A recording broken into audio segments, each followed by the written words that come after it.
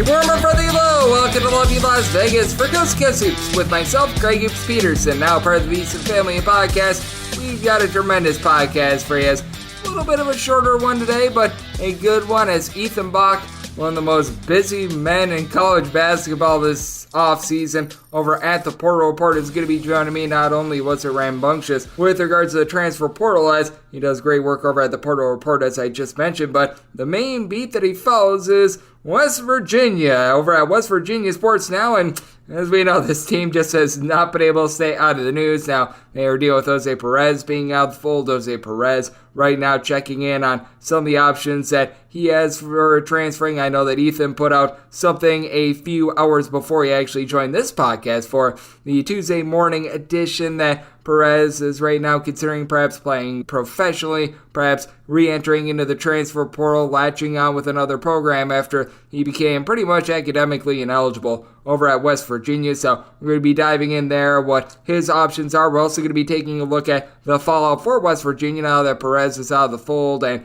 the importance of them getting Raekwon Battle in there. But on top of that, we're also going to be talking about how Kirk Kriisa might need to be a super duper high usage guy for West Virginia, what sort of style they're going to be playing, a little bit of a lay of the land with the Big 12 as well, with Arterio Morris being out of the fold for Kansas, and how to gauge some of these big man injuries, including that of UConn's Donovan Clingan. So we're going to be touching upon that after we have a short break in like a minute or two, because we just did not see really anything with regards to college basketball news on Monday, though. We are getting closer and closer, guys. Less than 4 weeks away from the start of the college basketball season. We've got 2 conference previews remaining, and then we're going to be getting picks and analysis on all these games every single day within the next few weeks. So very much pumped up there. And if you do have a question, comment, segment idea, what have you for this podcast, you do have one of 2 ways to be able to throw those in. First one is my Twitter/X timeline at @GNN_D1. Keep in mind, letters EM, they me does not matter, so as per usual, please do send these into the timeline. And the other way is find an Apple Podcast review. If you rate this podcast 5 stars, it is very much appreciated. And then from there, you are able to fire in whatever you'd like to hear on this podcast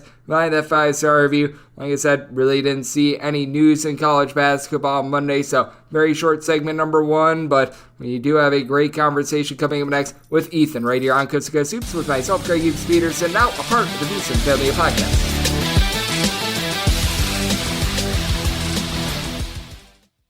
Sports Betting Innovative Analytics has taken the guesswork and emotion out of sports betting to bring you an innovative and trustworthy resource to enhance your journey to becoming a winning player. With industry-leading money-back guarantee options backed by their sophisticated modeling, they want to introduce you to a system that's not widely seen or available to help you beat the bookmaker. Specializing in NBA, college basketball, and WNBA, your first week is always free. Get started at SBIA1.com today.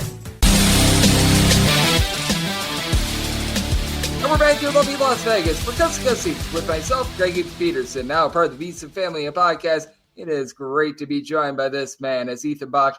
He does tremendous work taking a look at the game of college basketball. I know he did a great job all off-season long, taking a look at things over at the Portal Report as one of their main recruiting analysts over there. Does a great job taking a look at West Virginia basketball over at West Virginia Sports Now. And obviously, for those of you that are college football fans as well, West Virginia Sports Now, they do a great job on that front. And to be able to follow Ethan on social media, whether that be old Twitter/X and what have you, that is at his name, Ethan Bock, and an underscore after that. And Ethan, great to have you aboard. Thank you. Thank you, Greg. Always good to have you aboard, Ethan. And Ethan, I mean, it's not really intentional that I get you on so much, but West Virginia just keeps being in the news. Now they've got Jose Perez out of the fold, and Jose Perez is looking at other options to be able to go to school, as it was an academic issue as to why he was unable to play for West Virginia. But what is sort of the fallout with this? Because I have to think that with Jose Perez being out of the fold, it places so much more importance on Raekwon Battle getting a waiver. And, well, the importance of Raekwon Battle getting a waiver was already at a very, very high level to start with. It all started about a week and a half ago, almost 2 weeks, where Jose missed a couple of study hall sessions. Even though he's a graduate student, he still had to attend those meetings. And interim head coach Josh Eiler gave him an ultimatum, and they ended up parting ways a couple weekends ago. And Jose is academically eligible to play this season. He's passing his classes, so it's going to be interesting to see if he either enters the portal or if he goes professional.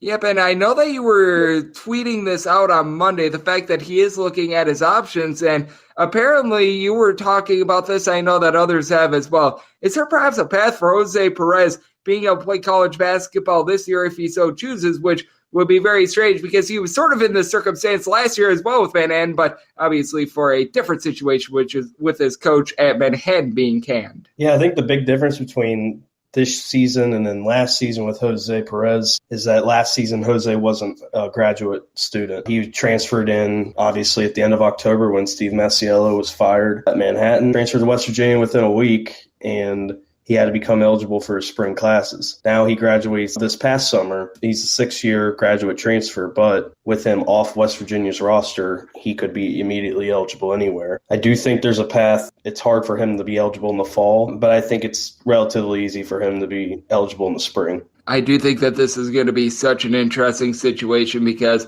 as we know, the NCAA has been trying to address the transfer portal situation. I know that they put in some new stipulations about a week or so as well. So certainly another situation to take a look at with regards to Jose Perez. As joining me on the show, we do have Ethan Bock. He does tremendous work over at the Portal Report and West Virginia Sports Now. And with regards to the makeup of the West Virginia basketball team, how is that offense going to be running? Because obviously Kirk Kriisa is going to be in the backcourt, and if Raekwon Battle is able to get that waiver, he is going to be joining him. But, I mean, if they don't have Raekwon Battle out there on the floor, where else do they turn to? Because I have to think that Seth Wilson is someone that they're going to be looking to. Surprisingly, had a really good assist-to-turnover ratio. I recognize it wasn't in the world's biggest sample size, but I think that there are quite a few people are sleeping on him. But overall, with West Virginia, bigger than anything else, in my opinion, as well, is the fact that they didn't have a ton of depth to start with, and this is just another blow to that. With Jose Perez and the team parting ways, getting Raekwon Battle's waiver is so vital to Josh Heilert's interim season. They have Kirk Kriisa. They're going to have to change the offense. He can't go from playing at Arizona under Tommy Lloyd, Sean Miller, and come to West Virginia and play a slower offense. So offense at WVU is going to have to be faster pace. Obviously, you have Jesse Edwards, who Kirk Kriisa can get into the paint. But yeah, that Raekwon Battle waiver is important because after that, you have Seth Wilson, Akok Cook, Quinn Slazinski, and not much after that. So it's going to be interesting for West Virginia. I expect them to kind of cut the rotation a little bit, play a little short, maybe 8-man rotation consistently throughout the year. Right now, the biggest thing is getting Battle's waiver cleared from the NCAA. Oh, there's no question about it. And just with the makeup of the roster right now, not knowing whether or not Battle's going to be out there, and I feel like even if Battle is eligible, do you think that this might be a team that they might be looking to go a little bit more down low? Because with West Virginia, what I think is actually a little bit of a good thing for them in this circumstance is back when Bob Huggins was the coach, West Virginia was a bunch that they were willing to just adapt to the guys that they had out there on the floor. Like, when it was Derek Culver, Oscar Tshiebwe, they played a little bit more pack line. They played very much more slowly in recent years. It was a team with Stevenson and company in the backcourt. They were willing to take threes a little bit more. Do you anticipate, just based on the way that the roster is shaping up, that they might be looking a little bit more down low and they might be trying to slow things down just a touch more than maybe they were anticipating coming into the year? Yeah, I could see West Virginia pretty much playing in the front court through Edwards, Akok, Slazinski, and have Kirk Kriisa run that offense pretty much the whole game. Especially if Raekwon Battle's not eligible, there's not going to be much scoring on the perimeter. Having a guy like Jesse Edwards who can put up 15 points is very much needed for this team. And I expect Kirk Kriisa even on the perimeter to take a step up in his scoring. Obviously, they scored 80, 90 points at Arizona. So just going for that faster pace offense under Tommy Lloyd, now at West Virginia under Josh Eilert, I think Kirk Kriisa's numbers are going to improve as well. Yep, I think so as well. And the biggest thing for Kirk Kriisa is, no doubt about it, just making sure that he is not getting out of sorts. As joining me on the show, we do have Ethan Bock. He does tremendous work over at the Portal Report. And how do you think he is going to be able to run this offense? Because with Arizona, Kriisa became very much a, shall we say, a love/hate player, I think is the best way of putting it, because there were some nights where Kirk Kriisa, he would go out there, he would have a triple-double, he'd be absolutely tremendous. There were other nights, typically whenever he was playing against UCLA, in which it was a little bit of a clunker. What is the expectation for West Virginia? And do you think that he could be one of those guys that becomes a super high-usage guy where if he has like 4 turnovers or in a game or something like that, they're probably going to be willing to live with it because, for lack of a better term, from time to time, it might be a case where a bad shot for him might be better than a good shot for someone else? Yeah, he's going to have a high usage rate for the Mountaineers. Behind him, you have Kobe Johnson, Jeremiah Bembry as the other ball handlers on the roster. So especially if Raekwon Battle is denied. So Kirk Creech's ball's going to have to run through him. He's going to have to run the offense. He's going to have to get the ball to Jesse Edwards, Akoka Cook, Quinn Slazinski, et cetera. So yeah, his usage rate's going to be high this year for sure. And he can't have his moments at Arizona where he's on and off. He's going to have to be on throughout the whole season pretty much. Yeah, I think that's going to be so interesting to see what we get during the season out of West Virginia. And West Virginia, they're not the only team dealing with someone that they're expecting to have in the fold that is no longer there. That'd be Arterio Morris. This happened a little bit over a week ago as well. Kansas, kicked him off the team based on everything that's going on off the floor. Certainly a less than savory situation. And how do you take a look at this with regards to Kansas? Because Kansas is a bunch that I had just behind Duke for that number one spot coming into the season. And really, I haven't downgraded Kansas yet. I think it's more or less one of those situations to where it's sort of like a precursor / something to monitor rather than something where you downgrade Kansas, because I think that one more injury, then you start to take a look at Kansas's depth and you start to question it, because I thought that Morris was going to be a solid role player for them. I didn't think that he was going to be some sort of a demonstrative, super productive guy or anything like that. I'm not sure how you were taking a look at this, but in my opinion for Kansas, it stings a little bit, but I think that the sting of this is not too bad unless if you see other things happen with this program, like other injuries. Yeah, before Arterio Morris and Marcus Adams left the program, Kansas's backcourt was really deep. And I still think they have depth all around on the team, especially in that front court area. But yeah, now losing Arterio Morris, to me, I expected him to take a jump, even though he was transferring up to Kansas from Texas and playing behind DeJuan Harris. But now DeJuan Harris's role is going to vastly improve. I mean, he's one of the best glue guys in the country. He does everything for the Jayhawks. Now you're going to need Nick Timberlake from Towson to step up as well as one of their best transfers coming in. I think it's a situation to monitor. I'm not going to get worried about Kansas, obviously, because I think Bill Self has it figured out. Yep, I agree with you. As of right now, I'm not concerned.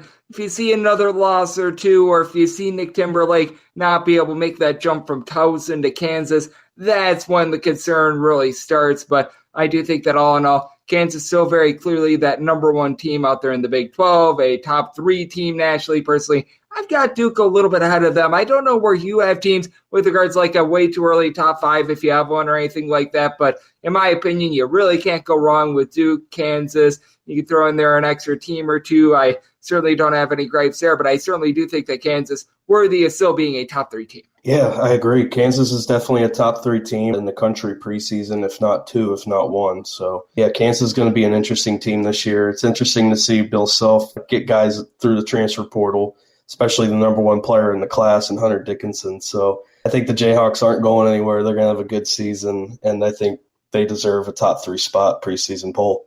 Yep, I agree with you there, and I think that this is going to be another bunch that's going to be interesting, and they're going through a little bit of something as well as Ethan Bock. He does tremendous work over at the Portal Report. He's joining me right here on Coast to Coast Hoops, and that's a team that actually won the NCAA title last year in UConn. Now, UConn is not a team that I'm going to have in my top 2/top 3 to begin the season, but certainly I think that they're one of the top teams out there in the Big East. I certainly do think that this is going to be a team that, once again, on the national landscape, they are going to be tremendous, but now they are dealing with something of their own. Donovan Clingan, he may or may not be ready to go night number 1. The good news that UConn has, though, is if you take a look at their schedule to start the year, it's against Northern Arizona and Stonehill with their first few games. I think they've got Mississippi Valley State as like game number 3 or game number 4 as well. And I'm not sure how you take a look at the Donovan Clingan issue, but I do think that looking at lower body injuries for big men like Tolu Smith is going to be out until conference play as well. It is certainly something to monitor, especially a guy like Clingan, who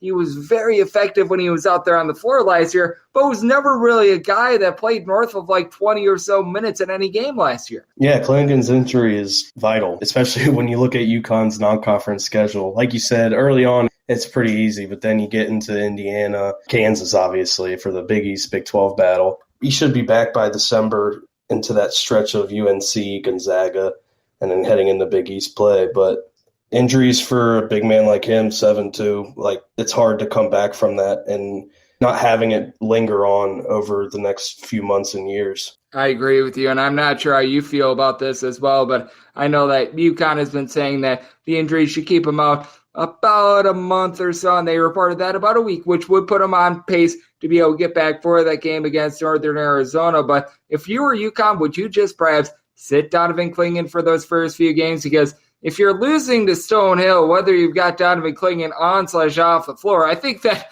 it's very clear that it's probably not going to be your year if you are UConn. And I think that it would just be best because you were mentioning it. They've got that multi-team event, and then they've got that big game against Kansas. They've got quite a few whoppers in late November, early December, and I think that it's so much more important for them to have him out there on the floor for those big-time games rather than having him out there on the floor for the Mississippi Valley State game. The non-conference schedule for UConn's perfect. Get them going the first couple games before you hit Indiana and then Louisville or Texas in the MTE. Getting Clingan to get limited minutes, I wouldn't expect him to play over a half in any of those first 3 games. Just get him in basketball shape, get his cardio going, and then you can kind of ease him into that stretch of Indiana, Louisville, or Texas, Kansas, etc. Oh, absolutely. And even if it's a little bit later than expected with regards to the recovery period, I mean, just sitting him out for a game or two, you've got that option. Because if you're struggling with Stonehill, and it's no offense to Stonehill, a Division II program that fought admirably out there in the NEC last year, but if you're UConn and you're dealing with issues against Stonehill, that's not great to say the least. And Ethan, I ask you this question darn near every single time you join the podcast, and I always do think that it is interesting, so I'll ask it again. I know you're doing great work getting set for the upcoming college basketball season, and as you've been doing your research over the last few weeks, is there a team or two that maybe you're feeling a little bit more bullish/bearish on as you've been looking through? Maybe you've had a little bit of a change of heart on them. Any teams coming to mind with regards to that, whether that be to the positive or the negative? Yeah, I'll go back to the Big 12. A team over the last month or so that's really gone up on my power rankings and just stock in general is Texas Tech. I really like what Coach McCaslin's doing coming from North Texas into Lubbock. Getting guys like Joe Toussaint, Warren Washington, Chance McMillan, etc. I mean, he's got 6 guys coming in that can immediately play in the Big 12 and make an impact. And he obviously brings back Pop Isaacs. If he brought back Jalen Tyson as well and he didn't enter the portal and join Madsen at Cal, I think Texas Tech would be creeping into that top half of the Big 12. But I think Texas Tech's going to have a bounce-back year. I think they're a team to watch out for in the Big 12 this season. I love it. I am someone that has been very much singing the praises of Texas Tech on this podcast myself. I think that Grant McCaslin is a tremendous coach. This is a program that knows about hard-nosed defense with Chris Beard being there a few years ago as well. So I'm right there with you. And Ethan, you do such a tremendous job. Take a look at the game of college basketball. You've been one of the most busy reporters for any specific team in all of college basketball here in the offseason with everything that West Virginia's went through. So you have been putting in those hours. It is very much appreciated, Ethan. So let the good people at home know it's all on tap for you and how people are able to follow along on social media and other platforms. Yeah, so you can follow me on Twitter or X at Ethan Bock _ as West Virginia's season starts to finally come around. Can't come soon enough for you. Yeah, the offseason's felt like a year. And obviously, still more to come with Raekwon Battle's waiver, so that'll be interesting. And you can also find my work at the Portal Report on Twitter as well. Absolutely. Ethan has joined me a lot on this podcast, somewhat because he does an amazing job taking a look at college basketball, somewhat because West Virginia just can't avoid staying in the news as well. And every single time Ethan joins this podcast, he lends absolutely tremendous insights. He has been really putting in those hours here in the offseason, and his work is very much appreciated. A big thanks to Ethan for joining me right here on Coast to Coast Hoops, now part of the VSiN family podcast. And if you like what you're hearing from this fine podcast, Coast to Coast Hoops, you're able to subscribe wherever you get your podcasts, Apple Podcasts, Google Play, Spotify, Stitcher, and TuneIn. If you do have a question, comment, segment idea, what have you for this podcast, you do have one of 2 ways we'll fire those in. First one is my X/Twitter timeline at Janet_D1. Keep in mind, letters CM. Name does not matter. As per usual, please send these into the timeline. The other way is find an Apple Podcast review. If you rate this podcast 5 stars, it is very much appreciated. From there, you're able to fire in whatever you'd like to hear on this podcast via that 5-star review. It is always great to be able to take a look at this great game of college basketball. We've got 2 conference previews left, the Pac-12 along with the Big 12. We're going to be doing those within the next 2.5 weeks or so, and then once the college basketball season gets started in about 3.5 or so weeks, you're going to be getting picks and analysis on every single game, every single day. We're getting closer and closer, and I'm with you guys, rain or shine, games or no games, because in the offseason, there's a lot of preparation to do, and we're doing that right now. And then once we get in season, the excitement really begins. So appreciate you guys joining me once again today, and I'll be back with you once again tomorrow. Thank you.